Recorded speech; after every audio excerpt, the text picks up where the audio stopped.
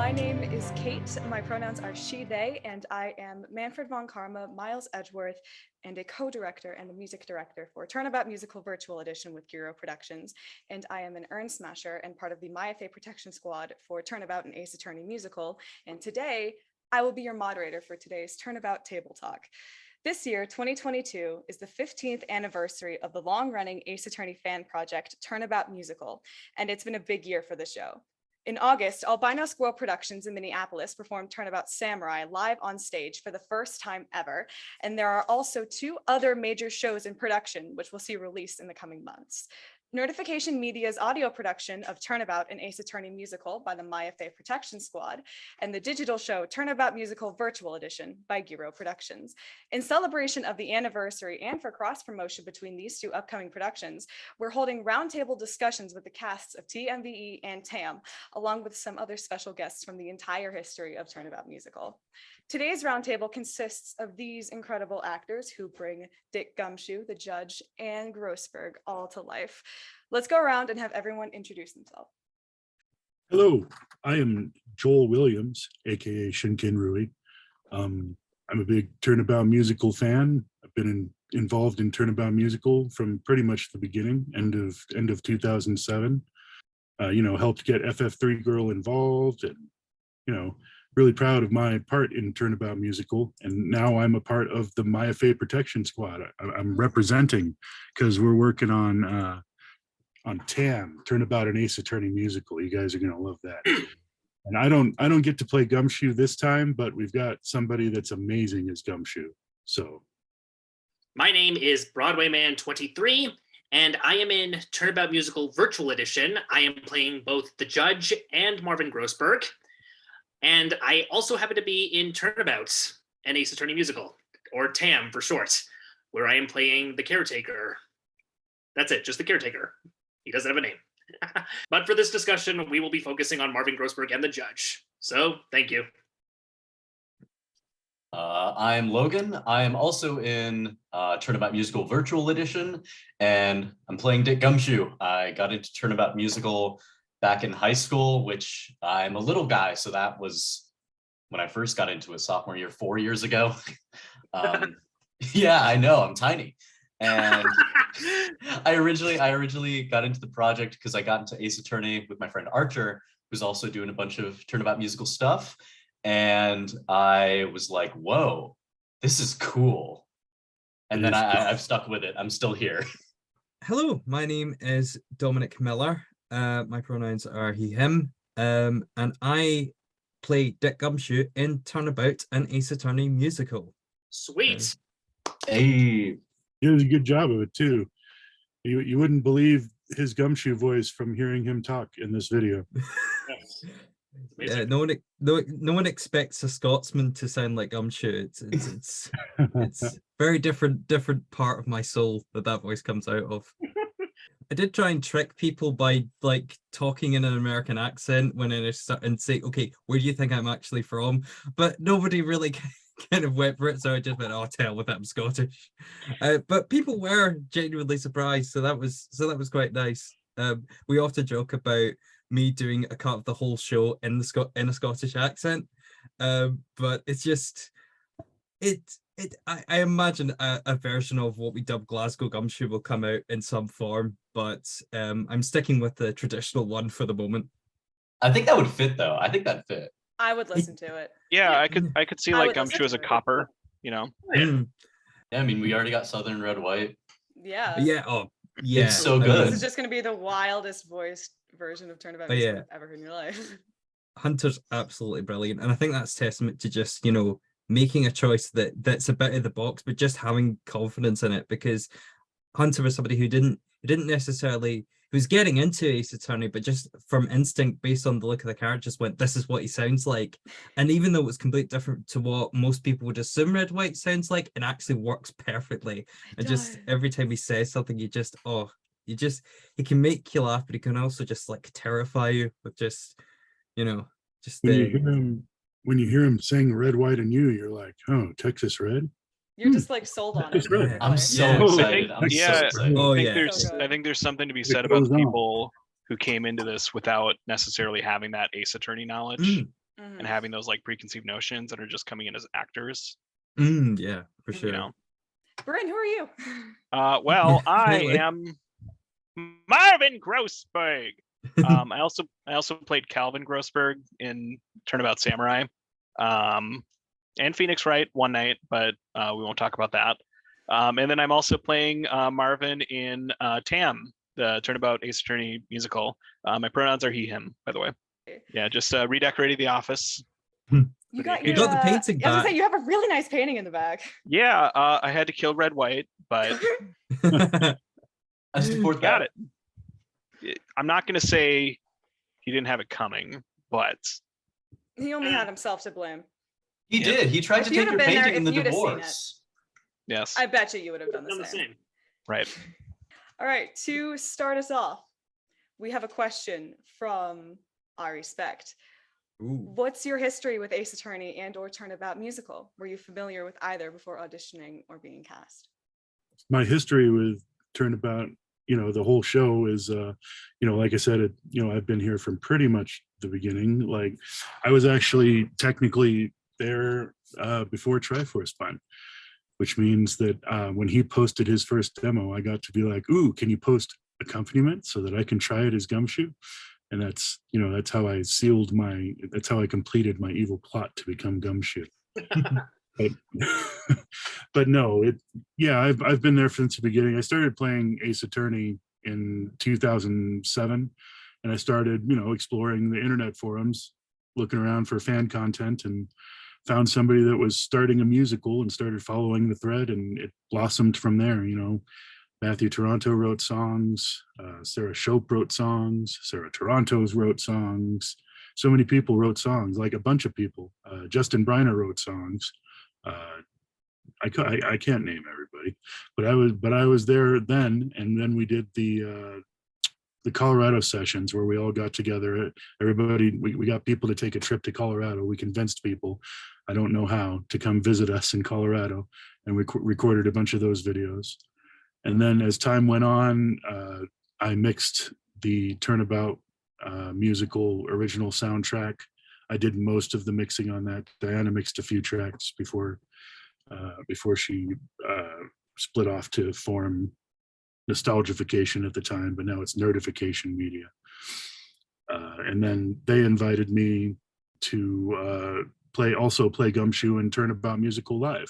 So I got to go do that in North Carolina. Me and my family took a road trip out there. We have some nice pictures where I got to play Gumshoe in that production. Very fun time. Then after that, I got Max. I started chatting with Max online some, and we decided that we wanted to try and get together the Turnabout Musical production package. So we released that in 2019, somewhere around there, right? Yeah, 2019.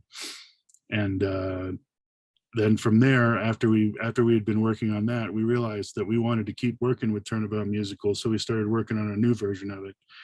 And one of the titles we brainstormed was Turnabout an Ace Attorney Musical, and that's the one that's stuck.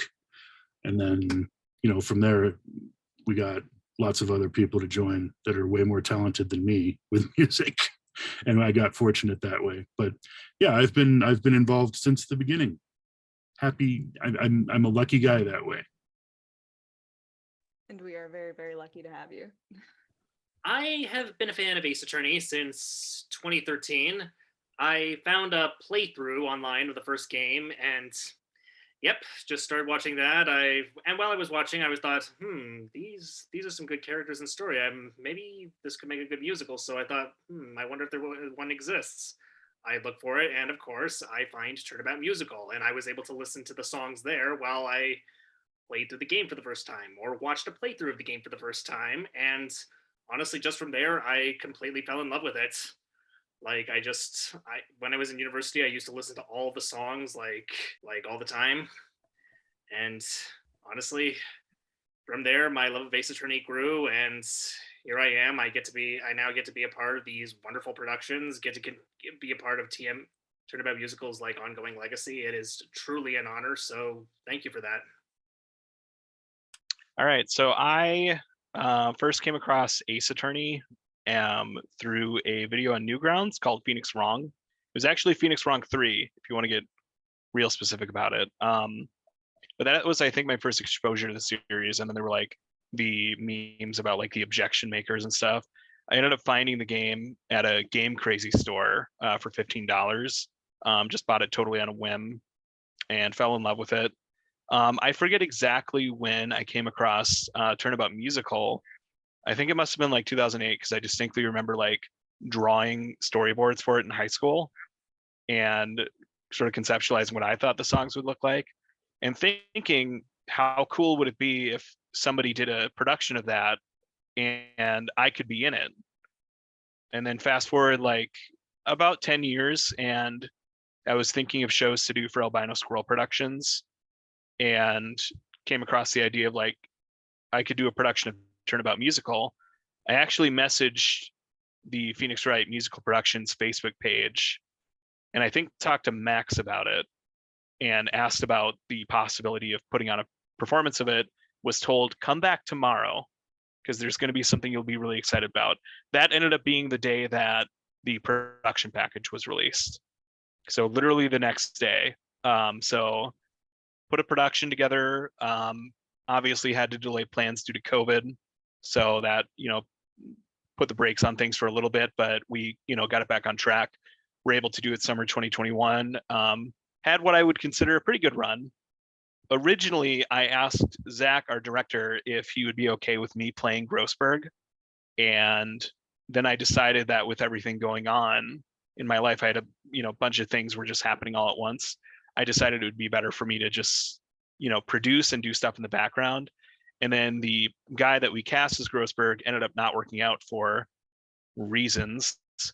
So I stepped in, just seeing it as sort of like fate. So I ended up playing Grossberg. And then we had such a good time that we decided to do Turnabout Samurai the next year. So that was a lot of fun. And of course, needed to figure out a way to work Grossberg into that to keep the tradition alive. So that kind of takes us to now. And then just wanted to give Grossberg one last ride in Turnabout Ace Attorney Musical.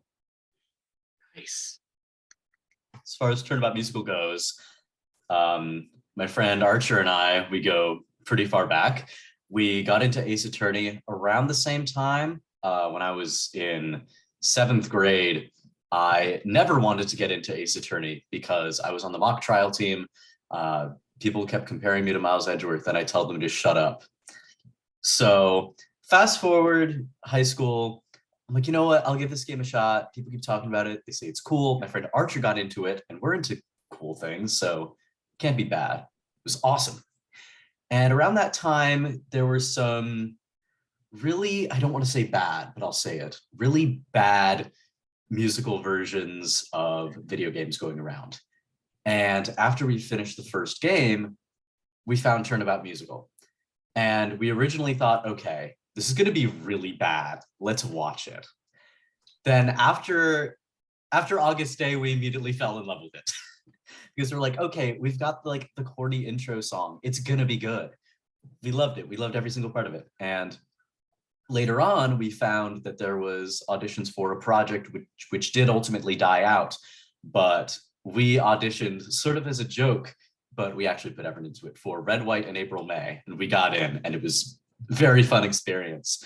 I ended up having a humanities project, again in high school. I'm still a little guy, where I got one of my friends who's also into theater and had just gotten into Ace Attorney.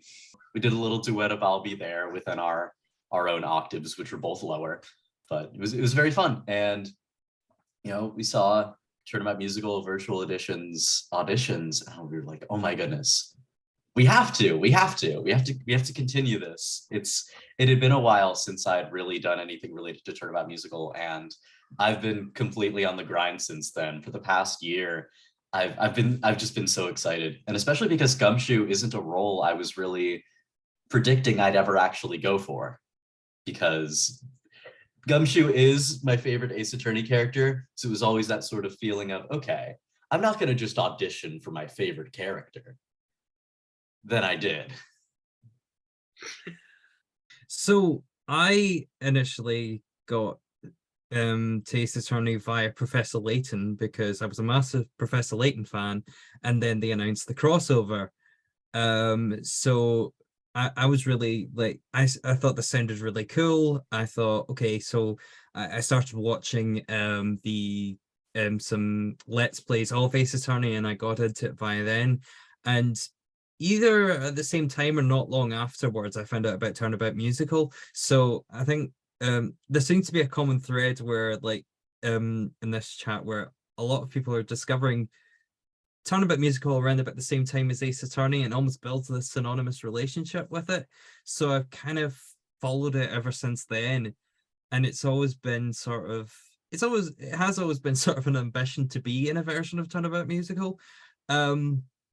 So it was one of those things of when I heard about Turnabout and Ace Attorney Musical, I watched, it was one of the things I was quite intrigued by it as a reimagining, and then I watched it, and then it just got to the final moment where they revealed the big twist of the show, and I went, oh, because immediately I felt like, okay, if they're taking that big of a risk, I know I can fill in the blanks as to why they've done this, and clearly if they're willing to take that sort of risk with the material, then this is going to be a really interesting production. So I knew I just had to go for it.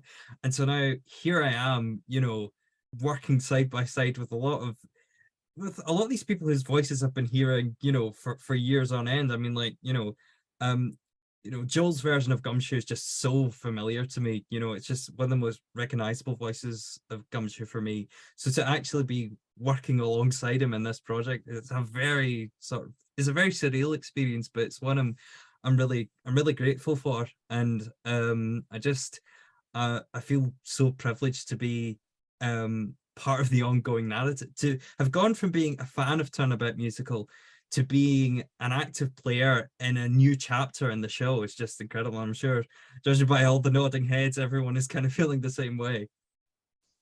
I think that's my favorite part about Turnabout Musical, is that people can come in and add their unique. It's like we're assimilating you. You know, we're adding your talented distinctiveness to our own. I don't know, something. But I love Turnabout Musical that way. It's never been just about the show. It's always been about the people coming together and making the show. And you know, I'm really excited about Turnabout and Ace Attorney Musical. Like the talent that we've got on board for this, including you. So thanks for letting me comment. Of course. Kind of feeding off of that, actually, going into our next question, sort of. Are there any elements of your own portrayal of the character that were inspired by someone else's take on the role? What other characters, actors, etc. did you reference for inspiration when crafting your own personal characterization? Conversely, what differentiates your version of the character from the others? What did you bring to the character, and how did it shape your performance? For Grossberg, it was pretty simple. I did take a lot from like the original cast recording of Turnabout Musical, as well as the anime voice. I did look to that while I was, during the audition process, because yeah, Grossberg, he strikes me, he's a big guy, so maybe like a bit of a deep voice, and he does strike me as a Brit, so a slight British accent, like one that could be like this. Well, one you could imagine like being this upstanding attorney, like proper and refined, and then can just like turn into this like quivering, like just pathetic loser, just on a whim. Because that is the magic of Grossberg right there. Becomes a soaking little wet dog. Exactly. Now, the judge. This one is actually much more interesting. Are any of you guys familiar with the fan-made Ace Attorney and My Little Pony crossover Turnabout Storm and its current ongoing sequel, Elements of Justice? No. Yes. Yeah, my judge voice, it's actually based on that. The deep Scottish voice. Court is now in session for the trial of Larry Butts. Are both sides ready? Mr. Royd, fancy meeting you here. Yes. That to me is my definitive judge voice, because I think it just perfectly encompasses just every aspect of the judge's, like, let's be honest, really dynamic personality. Like, once he's just like, for a second, he is just like this strict, serious, professional judge. Like, Mr. Royd, if you don't stay silent, I'm going to hold you in contempt of court, do you hear? And then just on a whim, he is just this total child. Mr. Royd, hurting me. It's not very nice. No. Yes. So those are my inspirations. Those are my takes on the characters. And I am just so excited to get to play these characters. It's just a blast.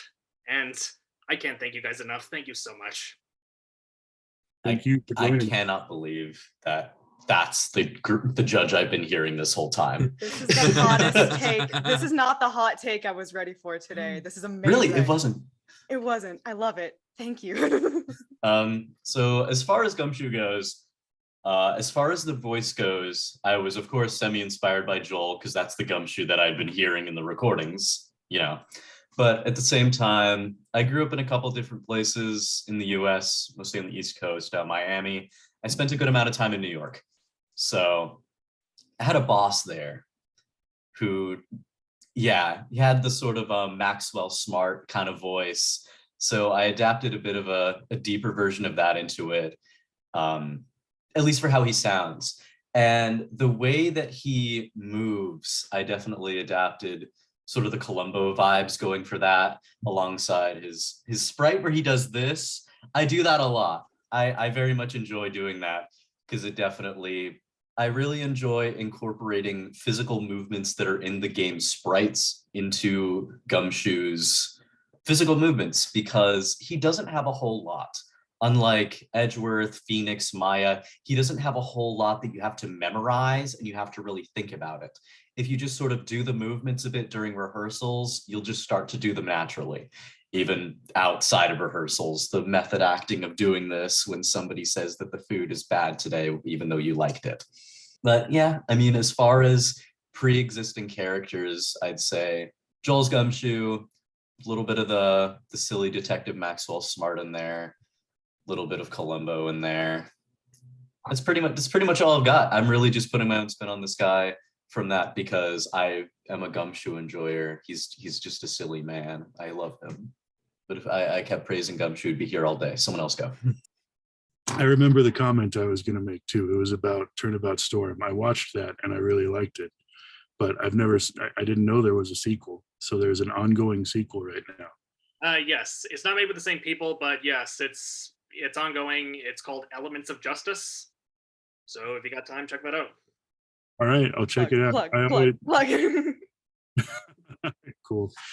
All right, so man, it's really humbling hearing several people say that they, used my Gumshoe for inspiration. I really appreciate that. Thank you. Really, my Gumshoe was just, I just always got the impression of him that he was, he just had a gruff voice, but he was also, it was almost like a kid, a childlike, in a lot of his mannerisms. So it was just a gruff voice, and I just added, like letting his emotions show through, even though he's got the gruff voice. So that's basically all it is, and just trying to interpret, what Gumshoe's feeling in the moment. Like a lot of the moments where people were like, "Gosh, that's so brilliant," I'm like, I just got lucky because the whole thing for instance, in Turnabout Musical Live, when Edgeworth drops his papers and then, a couple seconds later, I get up and gather them for him and applaud for him, the applaud was in the script, but, his papers fell and literally my thought process as I was watching the papers fall, I was like, dang, that messes up the props. I wish I could help him out. And then I'm like, wait a minute, I'm Gumshoe and he's Edgeworth. Of course I can help him out. And that's how that whole moment was born. And I just always loved it because it was just so spontaneous. Just, hey, that's Gumshoe. But yeah, that's I wish I had some profound thing to say about it, but the anime didn't really exist back then. Yeah, it was just a gruff voice and being childlike, honestly. A kid trying to be a detective.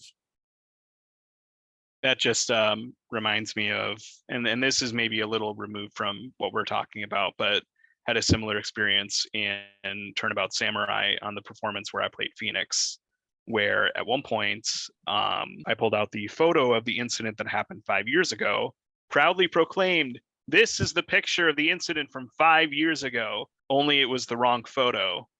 And Mia, who was playing Maya, without missing a beat, took the photo out of my hand, and placed the correct photo in my hand. Just no communication, nothing. And it was just a perfect, like, yes, that is exactly Phoenix and Maya's dynamic. Totally thought that was scripted. It was not. Absolutely not.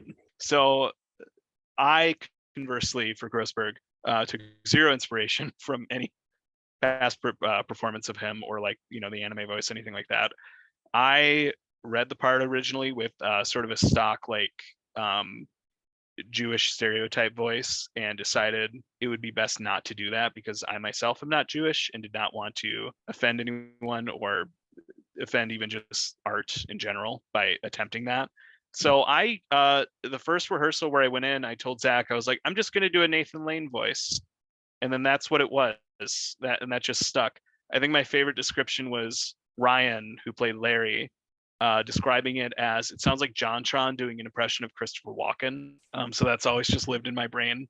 My read of the script was that Grossberg was not doing much to stand out as a character.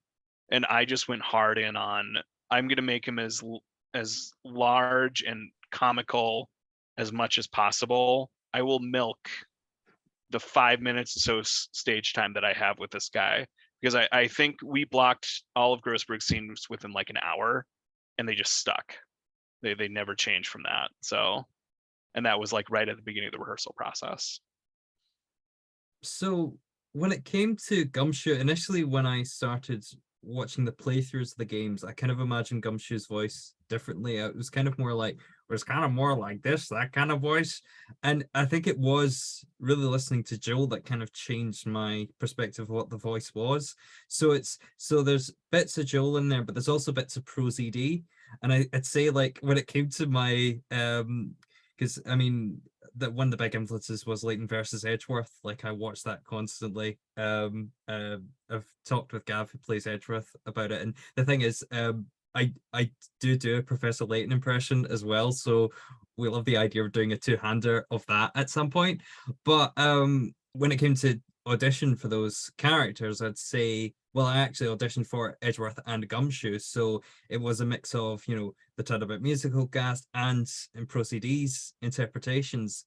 And then I was just very fortunate that I got the call back to do Gumshoe again, and I could really just double down and find, okay, so how I clearly they like me enough that they want a call back, and I've got a voice there, so how does that translate vocally and get the most out of it, especially with a song that was new to the show. That was its own challenge. But yeah, so in terms of the differences, it's hard to say in terms of vocally. I think my range is interesting. Sometimes I play back clips of me playing Gumshoe, and it's a bit higher than I expect it to be, because I think in part because Joel, you play it very gruff, and Pro ZD, his voice is so low, so you do, my voice isn't necessarily that far down, and which is in great contrast to who voices him in the English version of the anime, because his voice is quite high. So that's the opposite in a sense. So it's almost like a middle ground in terms of range between all those voices. So that's perhaps the differences. I do hope that I do get to play him some point physically, because I do. And one of the things you're talking about, Logan, is just the sort of, the limitations of the sprites and how do you expand on them. And I almost like the idea that one of the things you could do that is find ways that Gumshoe might try and ape some of Edgeworth's gestures and movements, because he does look up to Gumshoe, Gumshoe does look up to Edgeworth so much, and he wants to, not necessarily be Edgeworth, but certainly, carry the same confidence in his job that Edgeworth does. So just picking little bits without going too far and basically becoming a full-on Edgeworth impression. But yeah, it's just, I found myself recording one of the songs and just going, oh, I would love to do this scene on stage, because I immediately know how I would do it physically. I would do this and I would do that. Well, the enjoyable thing about Gumshoe, and the reason people love him, is that, yeah, he struggles in his job, but he never gives up, and he's always, strives on. And I think that carries into his approach, into how he enters a room. So it's just going, I'd love to do this live, so I could enter the room like this and do this when I get in the room, and do that and do that. So I hope I do get that chance. We have a question from Wendy Alice. Is there any fun lore or backstory for your version of the character that we might not see in the show? If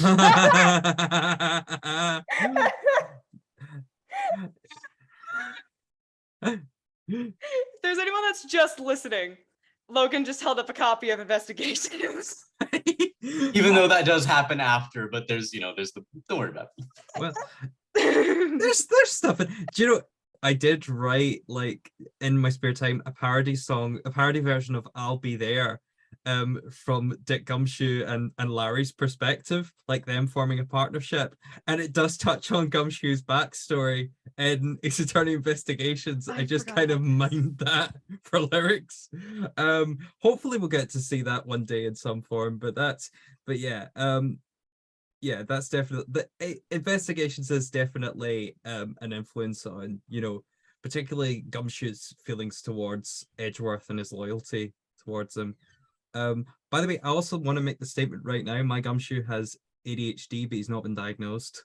Like that is now, because it explains so much, because when you think about it, Gumshoe's whole thing is that he thinks he thinks he's dumb. Everyone thinks he's dumb. He's not well organized. He constantly forgets things, but he has this genuine care for his job, and he has this sort of endeavor to do everything. And when it gets to a particularly intense situation, suddenly everything just snaps together, and he will just be moved to just go and push forward with where we get. So it's almost like hyper focus. So yeah, I think he has ADHD, but he's not been diagnosed, so he just assumes that he's dumb, and everyone else assumes that he's dumb, because that would explain so much. And as someone who was recently diagnosed as having ADHD, that's a nice way to tie it back to me.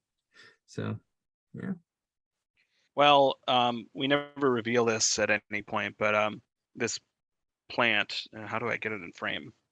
Oh my gosh. Put it in front of your face. Aha. New head just dropped. Okay, I wasn't expecting that.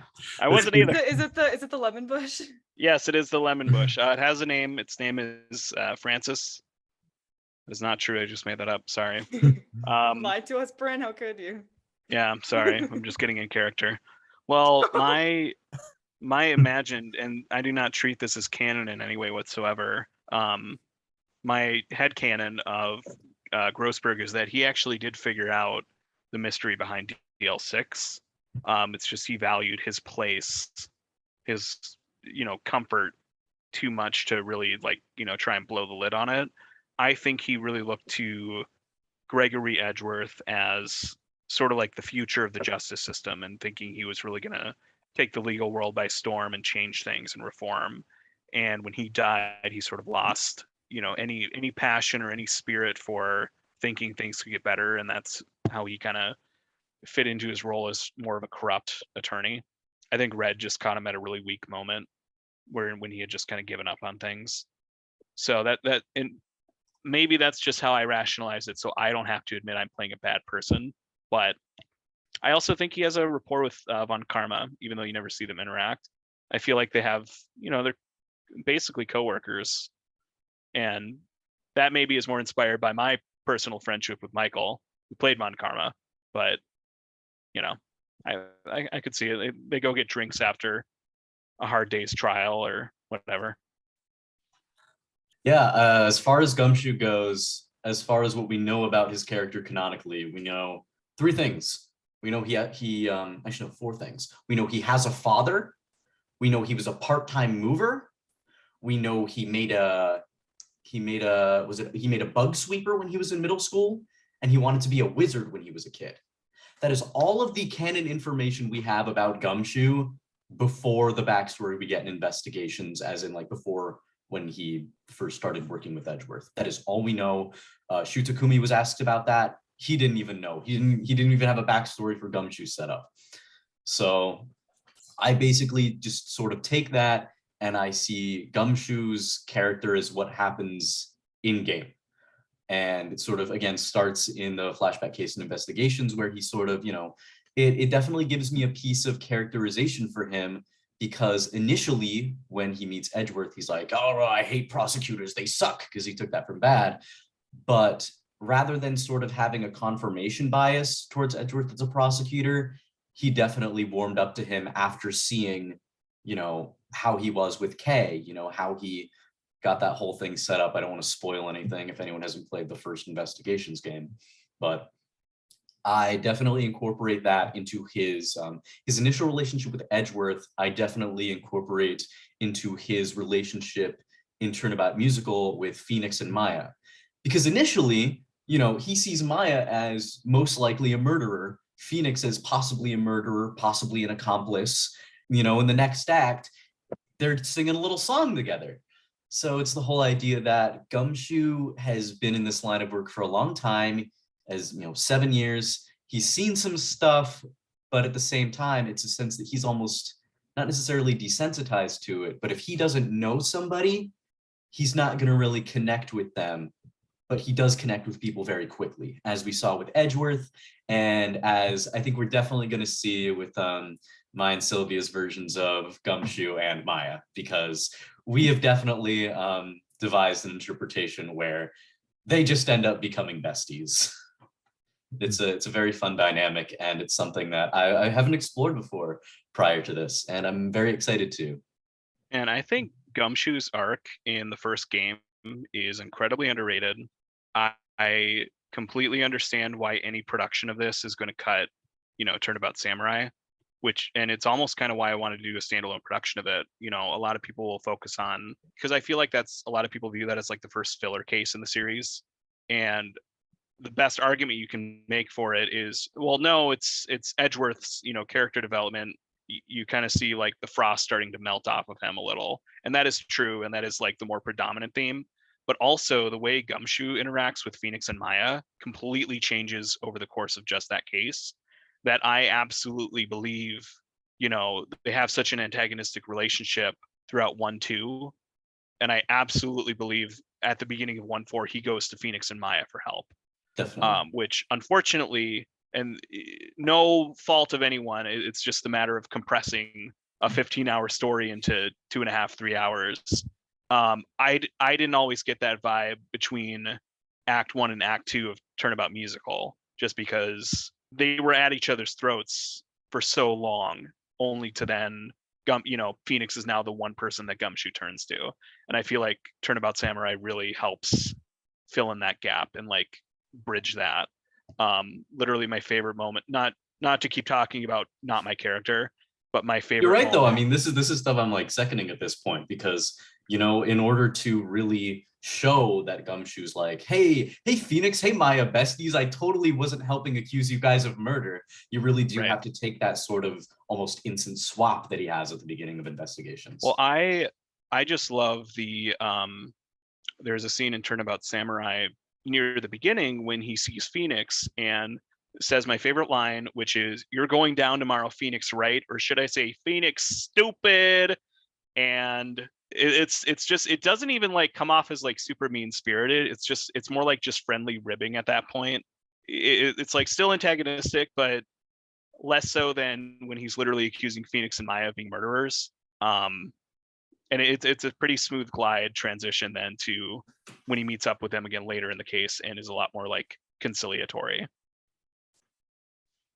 One thing I will say to add to that, one of the challenges with TAAAM was the fact that, you know, we couldn't tell the story of Turnabout Samurai, then having to tweak the story and thus the performances to kind of, you know, almost fill in the gap that Turnabout Samurai would otherwise fill. It's just interesting to take on little moments. One thing I will say as well, whilst it's on my mind, Logan, when you talked about your dynamic with your Maya, what's great in TAAAM as well is that I also get to build a dynamic with our Maya, MJ. So and that's really rewarding as a character, as an actor, when it comes to sort of, you know, almost plugging in that gap so that there is sort of a consistent change. It's just about making, I mean, the adjustments to the story have already been made, so it's just about using, you know, tweaking your performance to help show those changes. So say, for example, when Gumshoe arrives in Red White's office on, you know, having the orders change, and, you know, I try to inject a bit of reluctance to it, almost as if he's going,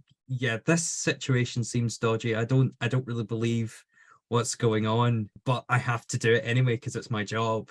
And then it's just the little touches of lines, you know, like, you know, Mr. Wright really was innocent. And, you know, I think we do have a point where Gumshoe says that, you know, between Act 1 and Act 2, Edgeworth couldn't shut up about, right? So it's almost as if, so the seeds are planted in a way, so it just kind of, it sort of fills in the gaps that would otherwise be there without Turnabout Samurai. And that has been one of the, I'd say that is the biggest challenge in turning what is meant to be an episodic story with various episodes into one whole story.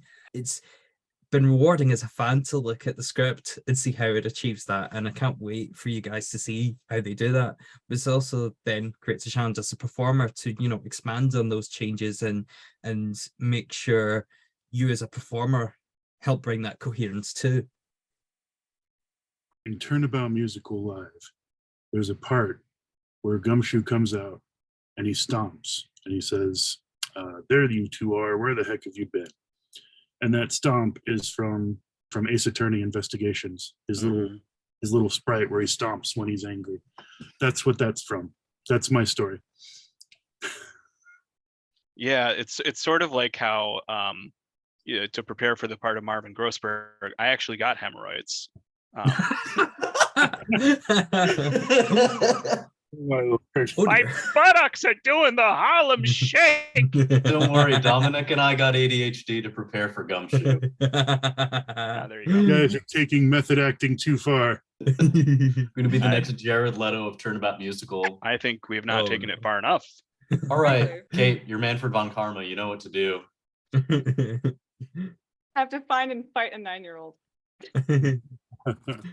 Well, one particular scene I can think of, it's the second day of the Red-White trial when Red finally takes the stand. There's the judge and his behavior throughout that scene.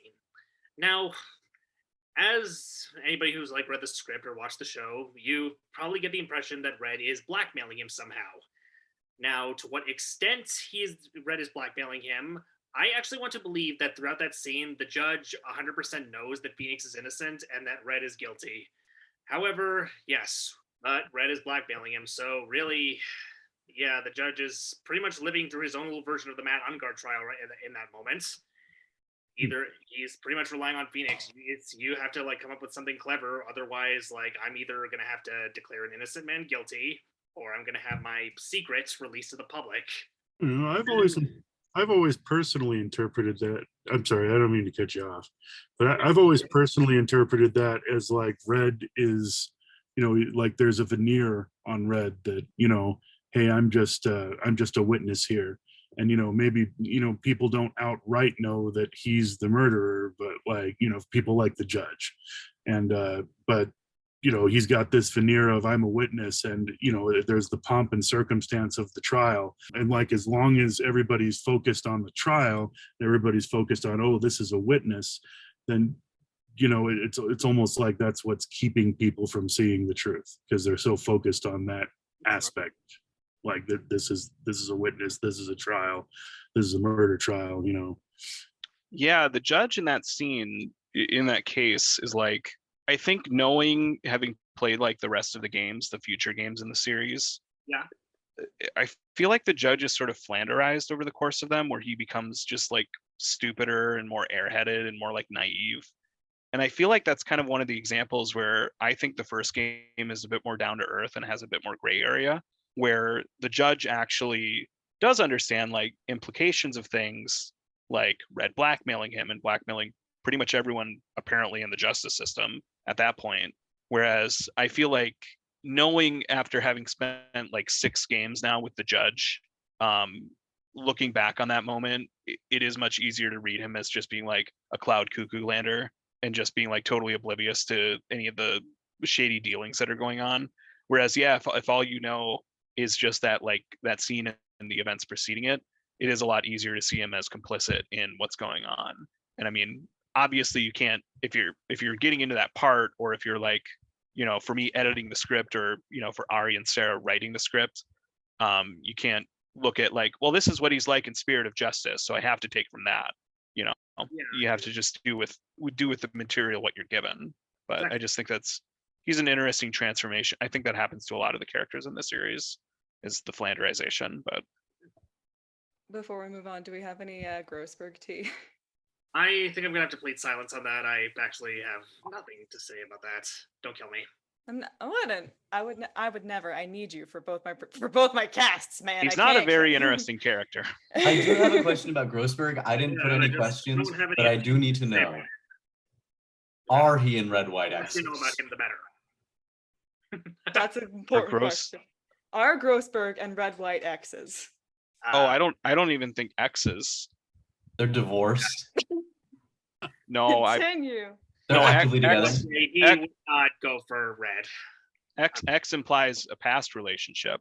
Oh, All right. No, I- what's no, the I've- song? two What's the very song? diverse answers No, here. I love I- this. No, I have no idea. In Grossberg's fact, in I that don't. song. In fact, I don't even think our production of Turnabout Musical had that line. I don't think the implication was even there. But Yeah, no, I think you're right. Yeah. And they turned it into a throwaway line in Turnabout Musical Live anyway. It was yeah, and I think lovers. that's Lovers. that line always gave me like a weird like homophobic vibe. So I think that's why I cut it. But No, that's valid. That's valid. I mean, Yeah. there definitely is a way to play it without doing that. But They were not lovers, Mr. Wright. What are you talking? Like, yeah, no. Talking I about. I only Stop. gave him my painting. No homo. Ellis, is it gay? Is it gay for your blackmailer to take your painting? Moving on. I have a question for the gumshoes in the room from Richie. Gumshoe sticks with Edgeworth despite constant scolding and salary cuts. His whole motivation in Act 2 is to get Edgeworth free, even risking his own job to do so. What does Gumshoe admire so much about him? I would say that the thing that Gumshoe admires the most about Edgeworth is that he is able to always seem so calm and collected. And even at times that he's not in control of the situation, he still seems like he's in control of the situation.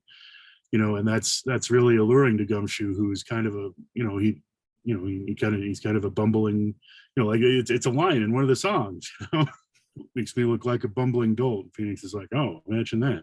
Well, it's part of his character. So my point is that he looks up to Edgeworth in the way that he sees it as not just like Edgeworth being smart, but also the confidence and calm and collected, and he wants to be that. He wants to be able to, I'll protect you, man. Just doing my job. That kind of ties in perfectly with some things I was saying in terms of like borrowing elements of Edgeworth's physicality, because as you say, I think Gumshoe does admire the sort of the calm and collectiveness in any situation, but also I think, at least for me, it's sort of a moral determination. I think it's interesting because on the one hand, Edgeworth is very corrupt at the start of the series, certainly in time we do kind of lean into that to an extent, but there is definitely a sense of conviction behind it that isn't the case with Payne or with Von Karma. He genuinely believes he's trying to do the right thing, and whether Gumshoe sees the flaws in Edgeworth, in the flaws in Edgeworth's approach, he certainly sees the positives. He sees the determination to do the right thing, and he sees the calm and collectiveness. So that's why, as I say, in my portrayal, I'd imagine him he'd be trying to ape him in a lot of ways. And I imagine he doesn't have any sort of positive relationship with any of the other prosecutors. He does have this dynamic with Edgeworth, and I suspect part of that is down to the fact that Edgeworth is probably one of the few prosecutors with a degree of conviction. And whilst he is aware of, like he knows, like he is like, oh shucks, when Edgeworth docks his pay and whatnot, but he genuinely does think that Edgeworth is trying to do the right thing, and he does want to stick by him because of that, and investigations as well. Logan has given us the reasons why in investigations he might have begun a loyalty to Edgeworth. So yeah, it's I'd say it's a degree of admiration and wanting to do right by him, and maybe as time goes on and Gumshoe sees a bit more of the grey in terms of the system, maybe it is the hope that Edgeworth can kind of evolve and become something and he can support him. And over the course of the series we do see that. I think Edgeworth does become more self-assured, and Gumshoe continues to stick by him through that growth. There could also be an element of there's a line in the game, Mr. Edgeworth doesn't talk about himself much, see, and about the elevator thing, and but which the elevator thing got removed from Turnabout Musical. But the point is, he's got this mysterious quality about him, and that allows people to sort of fill in the gaps about him too. In addition to there's this mysterious, you see little peaks behind, what's really motivating, and it's like you're seeing little cracks in the glass kind of thing, and there's something behind there, and you want to know what it is. And it makes you feel, oh, I know this person better because I've seen that now, and that you can see that in the way that Gumshoe talks about Edgeworth. So, and also I think as well, it's partly Edgeworth is a very solitary figure as well, and I think in the way Gumshoe does tend to sort of look on the solitary figure and try to sort of be a friend in a way. I think that does it certainly happens in his relationship with Edgeworth. I know certainly in our show we do show that with Maya. He does have an empathy for the downtrodden, perhaps being because he is downtrodden himself, and he does have that sort of natural urge to want to help people. And I think with Edgeworth, he might not be fully aware of the circumstances that have made him, who he is, but he can, as I say, he can sense the determination. He also senses the isolation. I don't think prior to the events of the series, there was anyone that Edgeworth could depend on in his life other than Gumshoe. And I think Gumshoe was aware of that, and thus wanted to stick by him. Well, it's another reason he wanted to stick by him, basically. I just think Ace Attorney has a beautiful arc of hurt people helping each other through their own hurt. And I think Gumshoe is kind of the purest essence of that. I also think Edgeworth just has a beautiful way of drawing in people who can be incredibly dense, incredibly annoying, but have dog-like loyalty and devotion to him. I just thought of a line from the third Ace Attorney, where if you click on Larry's profile while you're playing as Edgeworth, the blurb will say something like, "He's one of my oldest friends, although I don't exactly remember how we met." And I feel like that sums up a lot of his friendships with people like Gumshoe perfectly, where it's like, I don't know how this guy came into my life, but he's here. So might as well. Yeah. All right. So I got the investigations guidebook up right now to preface everything. There's a line about Edgeworth that says, of course, as of investigations, he has since changed his style and now works tirelessly to pursue the truth behind a case.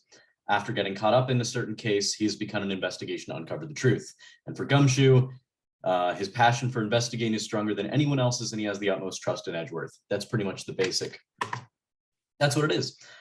Gumshoe is a very, very strong person, but he's also basically a human golden retriever. He's the Kronk sort of character. He is, in essence, as Dominic and Joel definitely emphasize the idea that in their minds, Gumshoe sort of tries to be like Edgeworth in a way. And for me, I had the idea that they know they're completely opposite people. And for me, it's not so that Gumshoe tries to be like Edgeworth. He tries to be the kind of person that can stand next to Edgeworth and not look like he doesn't belong there. Because again, not to be like, oh, investigations, but but we do see that Gumshoe originally did not take a liking to Edgeworth. Edgeworth did not initially take a liking to Gumshoe. And as we see in the first game, in the second game, in the third game, we see so many instances of Gumshoe knowing things about Edgeworth that Phoenix Wright couldn't have possibly fathomed. Of course, there's the whole elevator thing. There are so many bits throughout the first game where Gumshoe's pretty much yelling at Phoenix saying, treat this guy like a human being. Treat this guy like a human being. He has feelings too, which, Edgeworth doesn't come off as that sort of guy. Edgeworth has definitely seen a sort of side to Miles Edgeworth that none of the other characters see until a very, very later point in the series, especially Phoenix.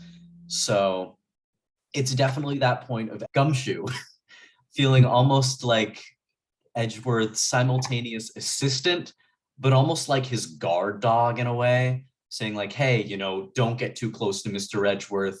He's a very private person. He's going to feel like you're invading his space. or hey, you need Edgeworth may not show it. He says it's Phoenix and Maya. He's not going to tell you this. He's going to tell you to stay away, but you need to defend him.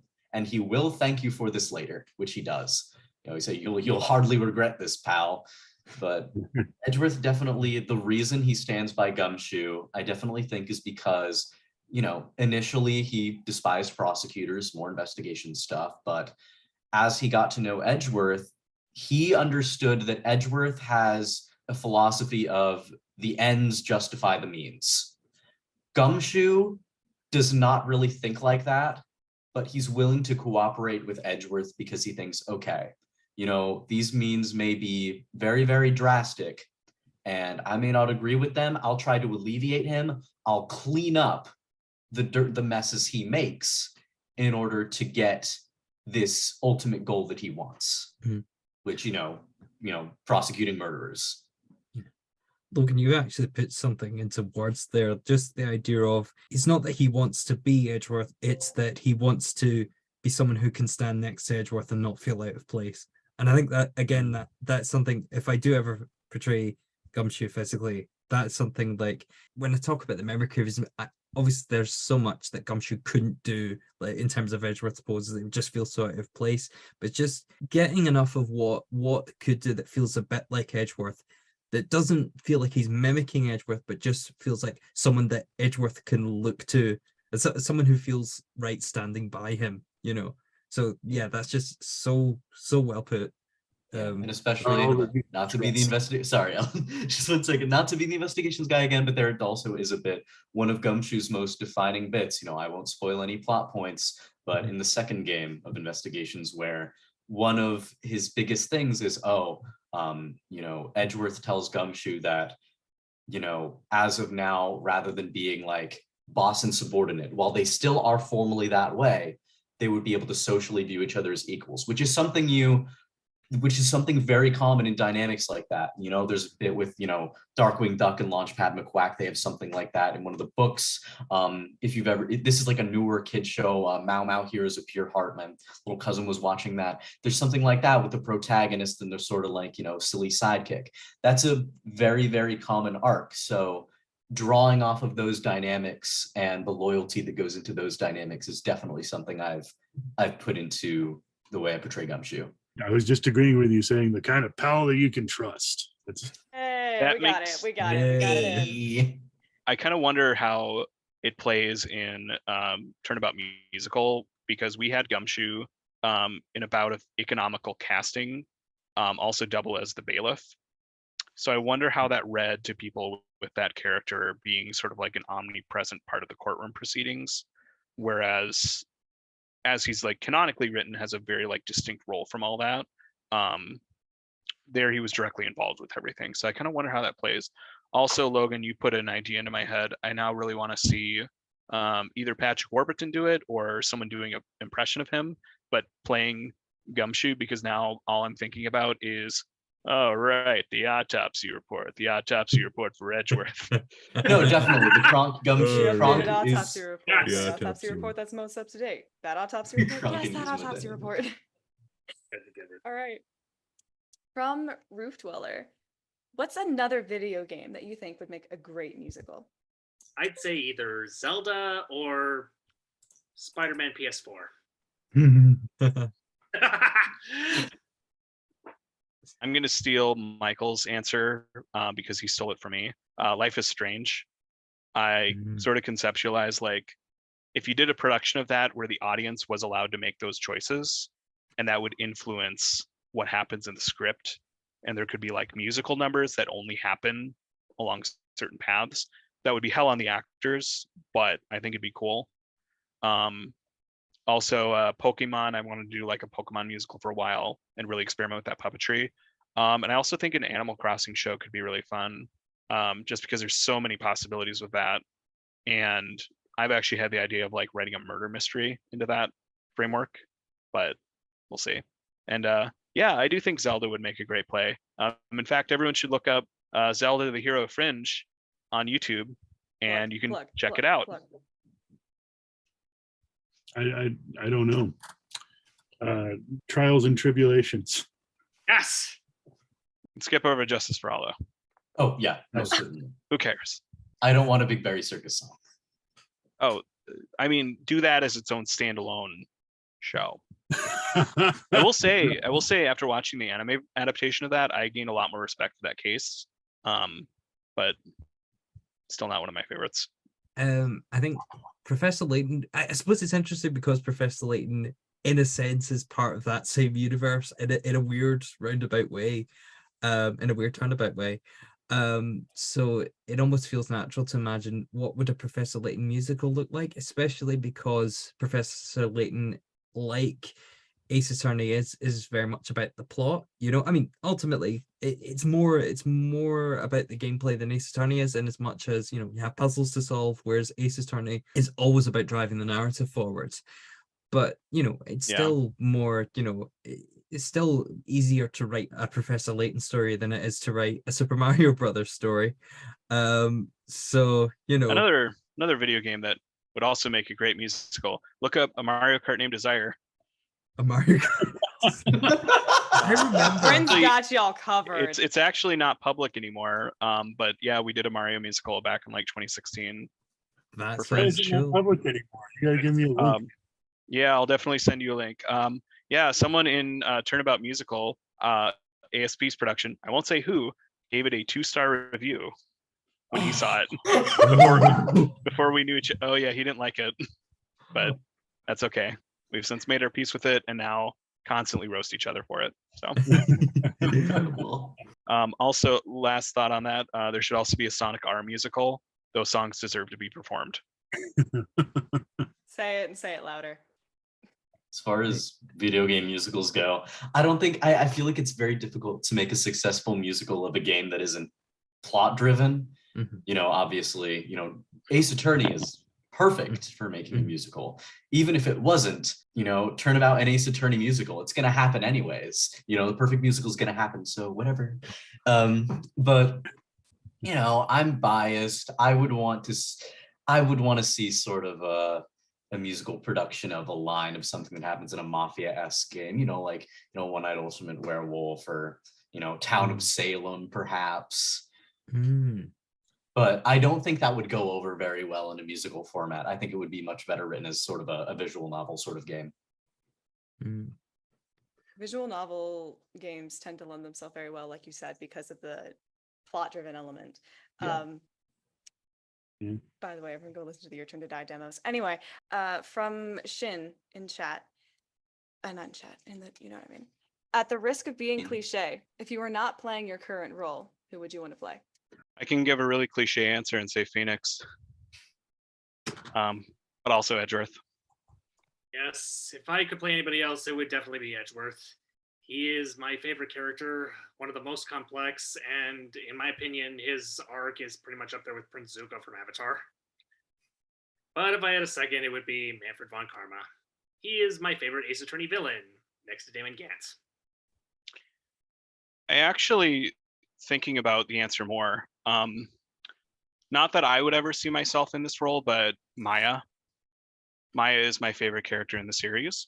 And I think she's kind of the heart of the Ace Attorney universe. So that'd be fun.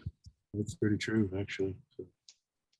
I'm going to give the boring answer as well and say Edgeworth as well, because I think, yeah, he's got the character arc. He also has like so many of the great songs. Like I think like Decree gives such like Stars vibes to me, you know. I love that song. I constantly sing that song all the time, you know, in private. At the same token, though, it always feels like I said want to do Edgeworth, but also it's just, I mean, we've already got Gav. It's one of those things. Anything that Gav does is Edgeworth. I would be Gumshoe with him, because I just so enjoy working with Gav. We just have so much fun together. Also, I think I'd enjoy doing Phoenix if I had the vocal range, because I think the fun with Phoenix is that, you know, Phoenix just has this energy to him because it's just constantly, you know, scrambling for the truth, you know, and that just brings such an energy to him. So if I had the vocal range for Phoenix, I nearly did audition for Phoenix, and then I just went, oh, this is actually a struggle to hit these high notes. I don't think I could do this for an entire show. Maybe leave it. And then I wouldn't necessarily want to do an entire show as this, but in terms of like gender bend cover of songs, I really love Justice for All. So I would probably love to do a gender bend version of Justice for All, because I think that's such a lovely song. And just the way it kind of reverberates through the show, particularly towards the end, it's just so like emotionally sort of fulfilling, I guess, as is a lot of this show, I would say. You can play Jeremiah Faye. Jeremiah Faye. So wait, hang on. Do you need a Jeremiah and a Jeremiah? I was going to say, I don't think Maya's it's Jeremiah and Jeremiah Faye. Right. Well, I'll Jeremy. tell you what. In a future production, you'll be Jeremiah. I'll be Jeremiah, and we'll work. That sounds good. Jeremy and Jeremiah. It's etched in. Just dropped. I would be Von Karma, because it's so much fun to be evil, and he has a couple of really good evil songs. I don't think Von Karma's evil. I just think he's missing. No, I can't. He's drawn that way. He's kind of like the Joker, if you think He's about like it. that. Have you ever seen the 2019 movie Jokers? He's just like Manfred Von Karma. Yeah. From the same director as The Hangover Part 2 and The Hangover Part 3. Logan, you said he's like the Joker. Are you saying that Von Karma is a socialist?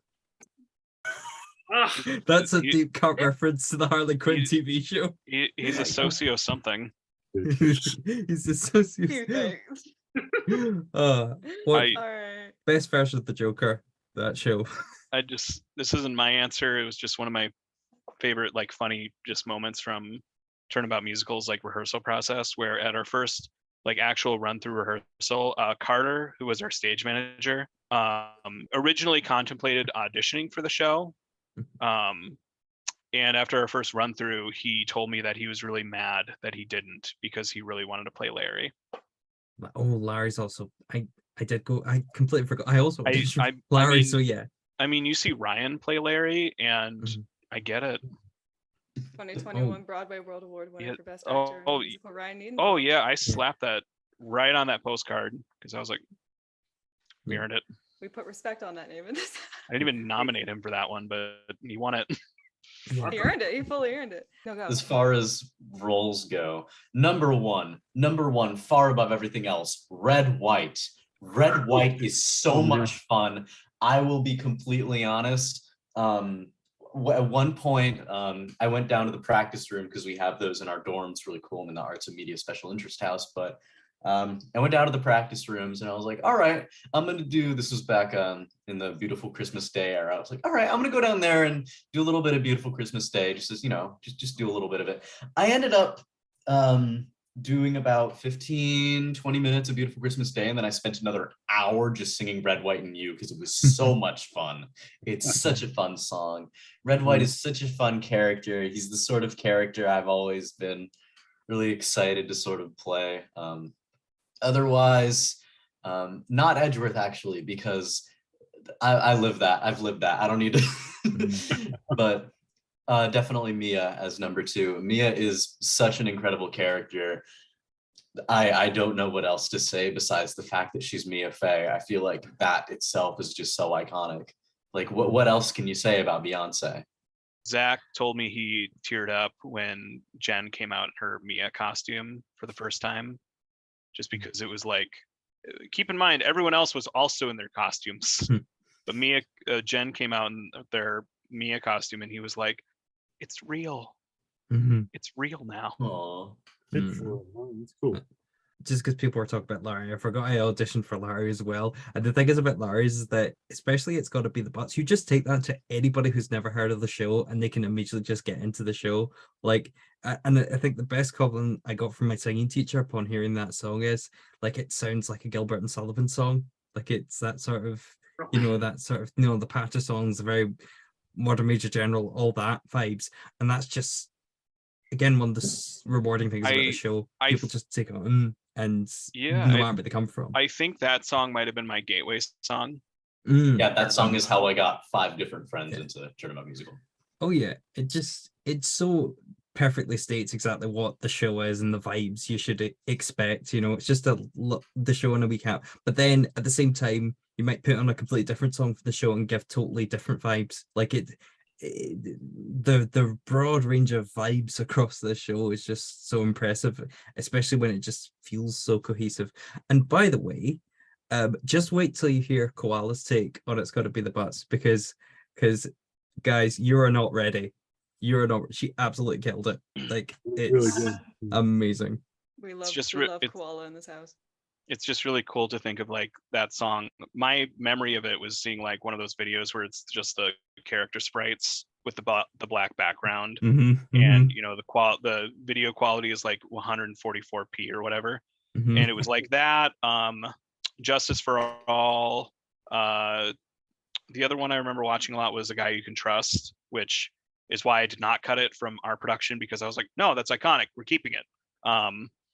But it's just cool because like my memory of Turnabout Musical over the past like decade or so was coming across it the first time, thinking it was cool, having that sort of like little phase with it, moving on, and then like every just couple of years, like just checking in on it, sort of, just like looking it up again out of nostalgia or out of curiosity and being like, oh, there's more stuff, cool. And yeah, it's to the point where like I don't think I don't think it was like ever even on my radar that like a full production of it was done. I think it was just one day I just happened to look it up and there it was. And I was like, oh, cool. It's like, it's become a real, not that it wasn't real before, but like an actual stage production. And I think Joel even like experiences too, where like we saw just like tweets every now and then, like every time the Albino Squirrel show was coming up, or like, you know, these other productions where people would be like, Turnabout Musical, I followed that like 10 years ago, and it's still a thing. Yeah. It's like, yeah, I remember when the production package dropped. That was the biggest deal to me. That's awesome. I'm so happy that people like, you know, when you're putting it together and it's been that long, the production package, you know what I'm saying? And you're putting all this stuff together. Like there was actually somebody that I contacted, you know, about putting some stuff in it who was literally like, you know, who would care? Like if you put all this stuff together. And I'm like, well, you guys care. So yeah. Oh, the more material, the better. Yeah. Especially having to do the sheet music from scratch for like half the songs. Oh my god. Oh goodness, yes. Oh I'm my so God. Thank you. I Nathan, thank you every day. Yes. Nathan was a beast. We stand And transcribers in this house. And All I right. barely, I can barely plunk out notes, and I'm just sitting there like, what am I doing? For the music people. Yes. Oh, literally. To bring this roundtable to a close, I'd like to ask everyone one last question. What does Turnabout Musical mean to you? What's been your favorite part of doing TM or being a part of the TM community? It's something that it's hard to put into words. The most important part to me is the connection with people. You know, my family has been involved with this since around the time I was, not just me, but, you know, my sister, Sarah, she's FF3 girl. My sister, Marianne, she's the Phantom Otaku.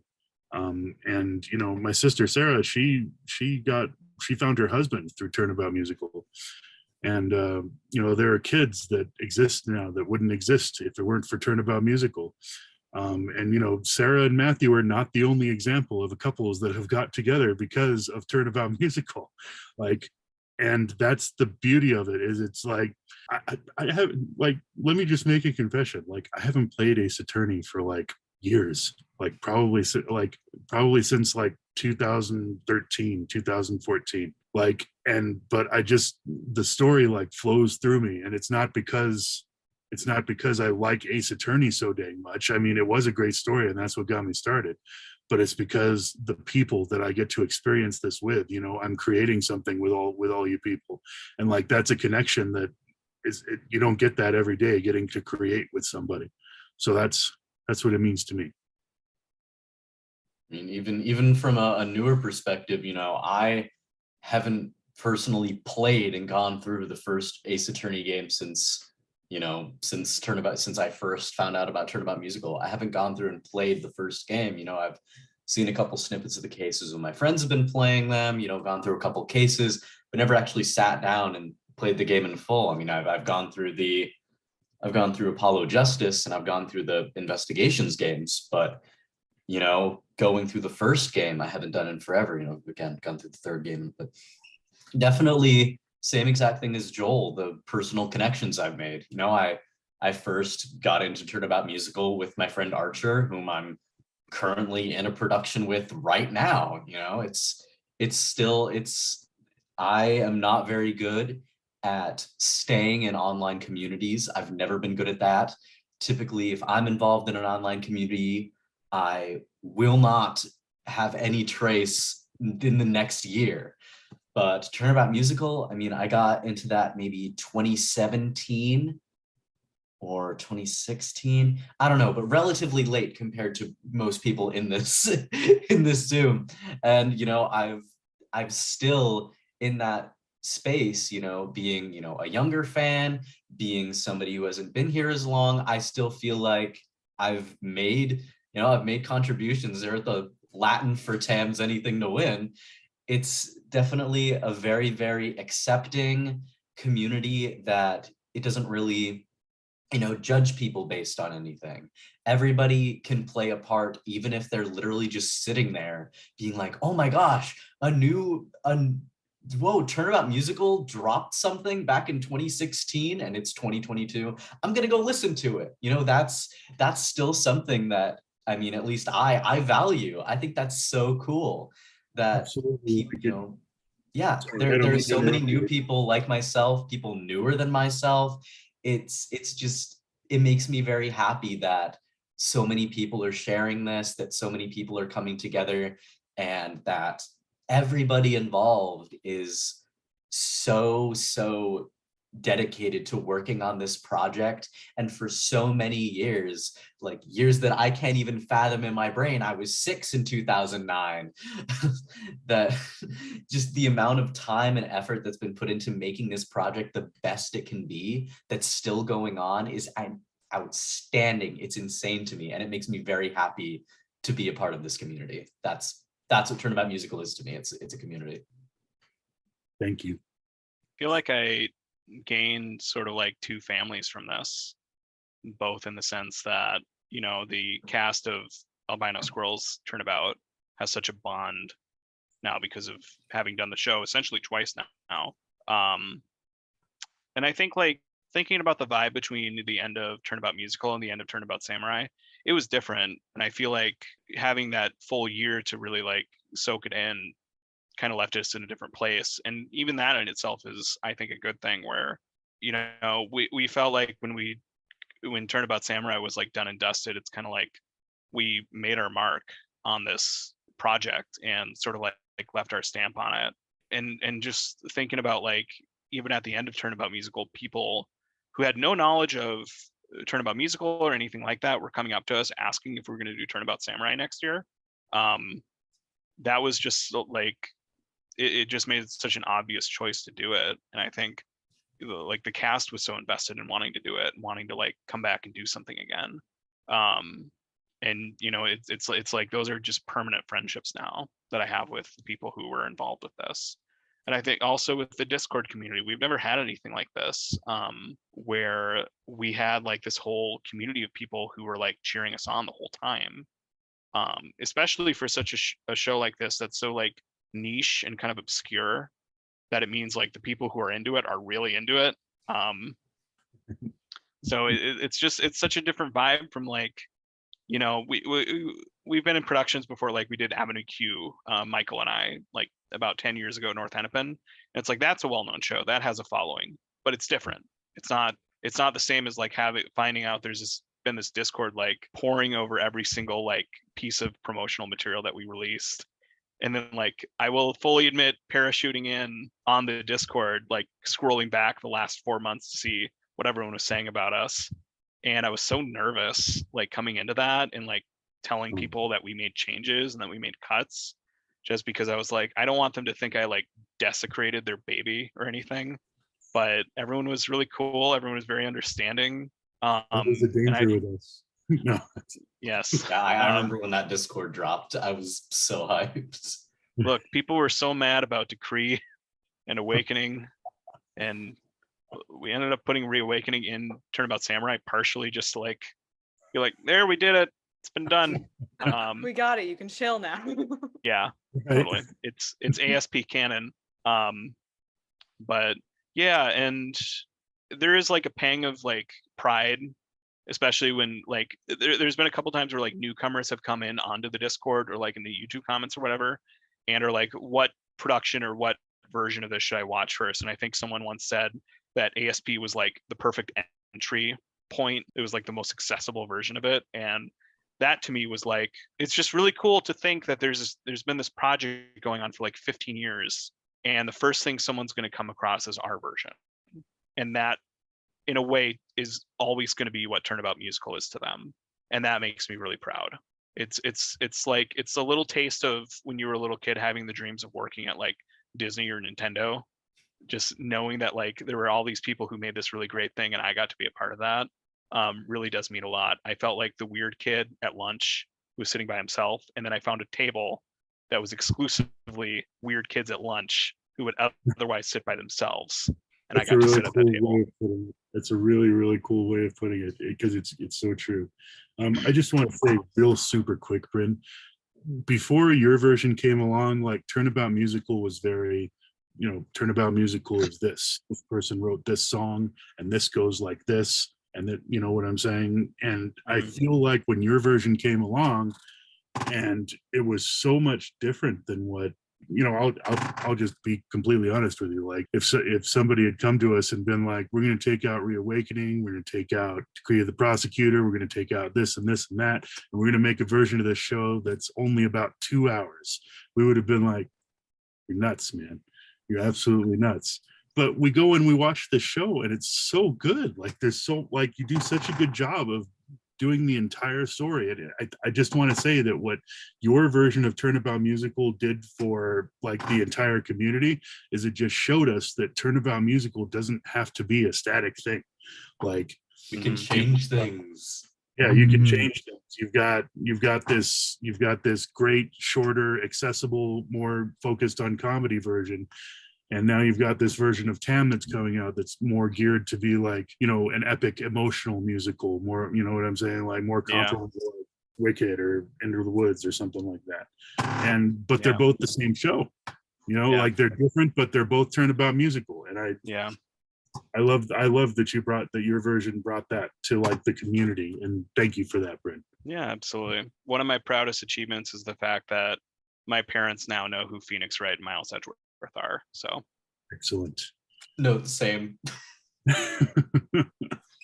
For me, just Turnabout Musical, like it is like inspirational because I know very much just how hard it is to just get band works in general just off the ground. So to just see like this group of dedicated people just pull this off, like just the cast album alone, like it is fantastic. Just the mixing, the writing, just the amount of effort put into that. It's just such an inspiration. It's just you guys made such a great adaptation, like just great songs for this musical, for this game, the story. And like, I can't express enough just how amazed and impressed I am with that array of work, and to just get to be a part of these new productions, virtual edition, and even TAAAM, to get to once again meet you guys. Joel, your Detective Gumshoe voice has been like my definitive voice for the character, like ever since I heard the album, and to just finally get to meet you, to talk to you, it's just an honor. Thank you for that. Well, thank you very much. I'm honored every time somebody tells me that about Gumshoe, and I think you're an incredible actor too. I saw all your auditions, and yours was one of the names that I was like, I hope this guy makes it into Diana, because I wasn't in charge of casting. I hope Diana, you know what I'm saying? But I remember freaking out when I first interacted with Joel. That definitely does kind of sell the responsibility of the show, that knowing that Joel is kind of a constant presence one way or the other in the various productions, it just kind of tells you like, this is, someone's been there since the beginning. You do feel, especially when you play Gumshoe, you do feel a responsibility to the character and the show, knowing that the guy who's been doing it right from the very start is kind of still watching over it to this day. It's sort of a guiding hand. I just love absolutely. Turnabout Musical, and I'm always going to love Turnabout Musical, no matter what happens with it. So He's sort of a guy you can trust. Got it in. Anyway. Yeah, I remember when he popped in during a rehearsal, like right in the middle of beautiful Christmas Day, and I didn't realize till afterwards, and I was like, "Oh God, Joel was here." Yeah, I didn't realize till the end of rehearsal when you like introduced yourself. When, oh my God, it's him. Oh my God. I'm never going to get used to people being like, "Oh my God, it's Joel Williams. He played Gumshoe." I'm like, For I years. think you were one of the first people that talked to me in the Discord, and I had to text my friend like, oh my God, dude. Like, It's a universal experience of just, I wish we could do a full Joel appreciation hour, but we are running out of time, Well, Well, unfortunately. the only thing I want to add is Joel does have a standing invitation to be in every Albino Squirrel production going forward. So as like some kind of cameo or however we can squeeze him in. Sort of like how Alan Tudyk is in like every Disney movie now.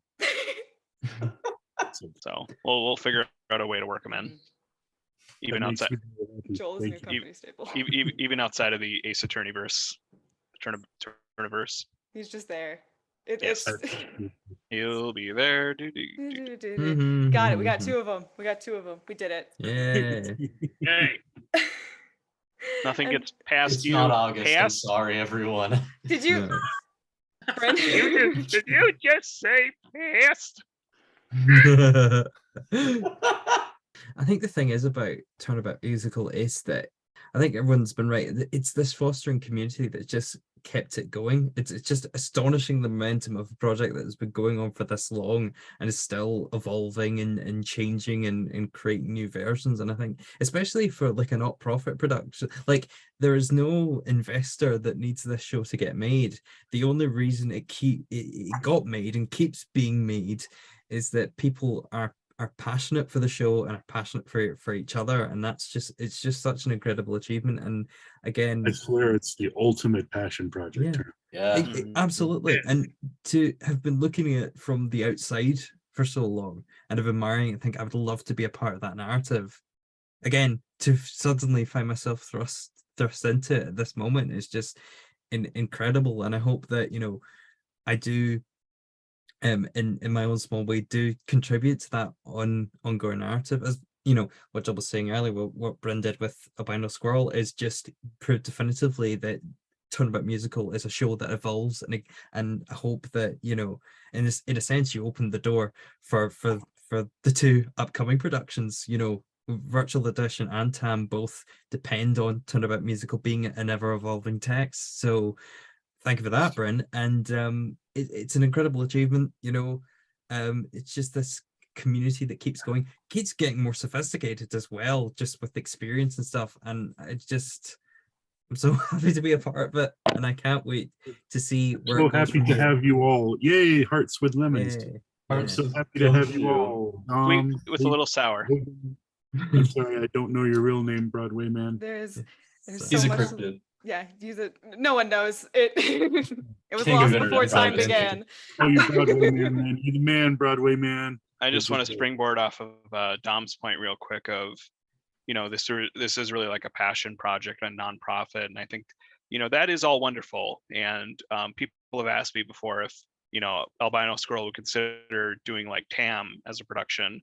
I'm a little turnabout it out just at the moment that I need to just take a break from it for a little, maybe in like 10 years. That being said, if an angel investor wants to like swoop in and drop like $1 million, say, on Albino Squirrel, yes, I will do that. Absolutely. So the terms have been set. Believe me, I have fantasized before about if I win the lottery, like how much money of that is going to go towards a production of Turnabout and Ace Attorney Musical. Well, what's Powerball? 500 million. So like half of that. Right. Capcom, please. At Capcom. Oh, fireworks, pyrotechnics. You could probably just buy Capcom and then Probably tie And up then all put the Francisca in the new game. yeah, tie up all right. buy Capcom so we can say that Turnabout Musical is no longer a fan production. Well, we own Capcom, so Yes, and like do that and then totally subtweet the like the other Ace Attorney musical projects and be like, yeah, this is the official one. Turnabout gold medal I- who? I won't mention them. On that note, thank you all so much for sharing your time and insights today, and for sharing your passion and talents and being part of Turnabout Musical. For everyone watching this later, don't forget to follow all the relevant social media. There's a Turnabout Musical link tree with links to Turnabout Musical's official Facebook, Twitter, TikTok, and Discord, as well as links to the already available productions and the TAAAM YouTube channel. You can find Gero Productions on their website, geroproductions.card.co, which includes links to their Twitter and Instagram. And as of today, their TikTok. The link's not there, but the TikTok is up. You can also find Notification Media, which produced TM Live and is producing the debut audio production of TAAAM at notification.media, which also has links to their Patreon, Twitter, and YouTube. And of course, keep an eye out for the release of Turnabout and Ace Attorney Musical this November, and Turnabout Musical Virtual Edition in the coming months. Yeah. Hey! Hey, we love you. Hey!